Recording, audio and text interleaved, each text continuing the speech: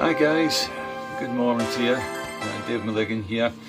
At this time it's like there's so many things to talk about regarding Brexit, the pandemic, so on and so forth, but I'm going to give you something else. At the moment we've got COP26 coming up, which is where all the governments of the world are going to discuss in some way how they achieve the climate targets that are required. We've only got a number of years before things become irreversible and we end up as Venus. Well, okay, I certainly don't think that's going to happen, but it's a worry. However, what I want to talk to you about is Scotland's place in all this. In the future, we're going to be looking to electric vehicles to solve the problem. Take out the internal combustion engine as a method of driving vehicles about, and therefore driving goods, services, so on and so forth, right? That also includes shipping and also airplanes. Now, I don't know if you're aware of this, but Orkney, the Orkney Island is considered as the energy capital of the world, right? It's called the Energy Island, and there's a large group of scientists up there right now that are doing a lot of research on possible energy sources.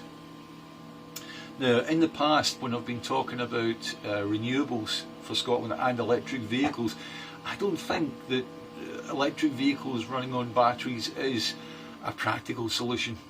Until we have batteries that could maybe drive a truck 1,000 miles without being recharged, then, and that's still a few years away, then things generally are impossible in that situation.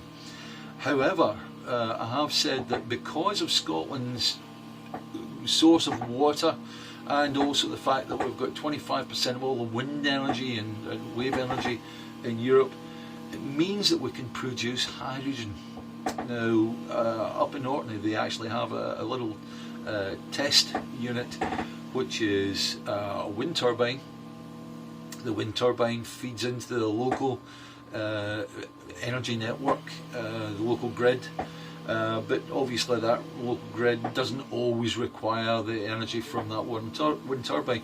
When it's not being used for that, it gets switched to hydrogen production. All you do is you produce DC power, which is a positive terminal and a negative terminal. I'm simplifying it here, right? And off one terminal comes, when you dip that into water, off one terminal comes hydrogen, off the other one comes oxygen. The oxygen at the moment they just release in the atmosphere, but the hydrogen, what they do is the bubbles that come off of that, they actually store that in a bottle, in a gas bottle, and take it away to drive local heating. Also the council up there have 5 vehicles which run off hydrogen. And how do you do that? How do you run a car off hydrogen? Well, you don't burn it per se, you actually put it into a hydrogen fuel cell, and that produces the electricity in turn that drives the electric motors that push the vehicle forward. The filling of the vehicle, well, if you imagine that with a battery you can take anywhere between half an hour and 8 hours to charge an electric vehicle, but with hydrogen you can refill the tank in a vehicle within about a minute and a half. So therefore it becomes eminently practical, but there are a few caveats on that. You're driving about the roads with a tank full of hydrogen. It's an extremely volatile gas, and one can imagine that the tank would have to be super protected in order to stop any real big tragedies. However, we do drive about the roads with a tank full of petrol, so therefore I don't see that as being insurmountable. Hydrogen is definitely the way to go. As far as boats are concerned, what they're doing is they're converting certain small vessels to use hydrogen. Now obviously that'll get scaled up at some point, so you could see huge container vessels using hydrogen to move containers about the world at a very, very low cost. And also on a vessel that size, you could actually have wind generators on the decks producing more hydrogen to drive the vessel. It's a bit like sail power in a roundabout way, where you actually take the power of the wind to drive the vessel. So things like that are very exciting, very, very exciting indeed. The other side is they've just converted a small aircraft to use hydrogen as well, and it's had its first flight. So things are looking very, very good, and it does put Scotland front and centre. Now, obviously, we all know there's a problem.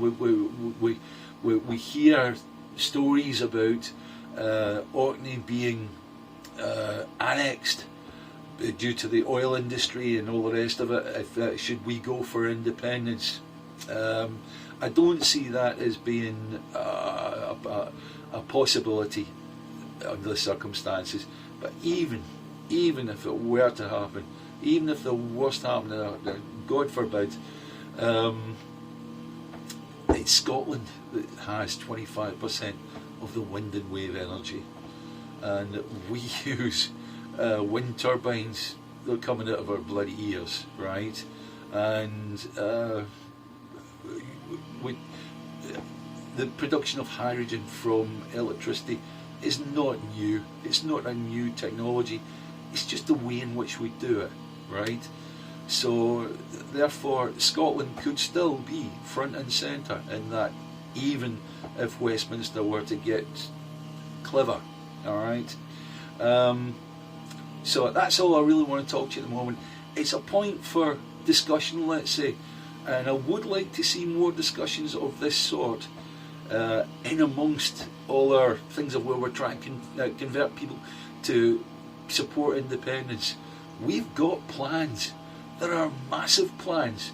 Scotland can actually be a big driver in world renewables. So anyway, I'll leave you with that thought. Thank you for your time, and I'll talk to you again soon. Bye.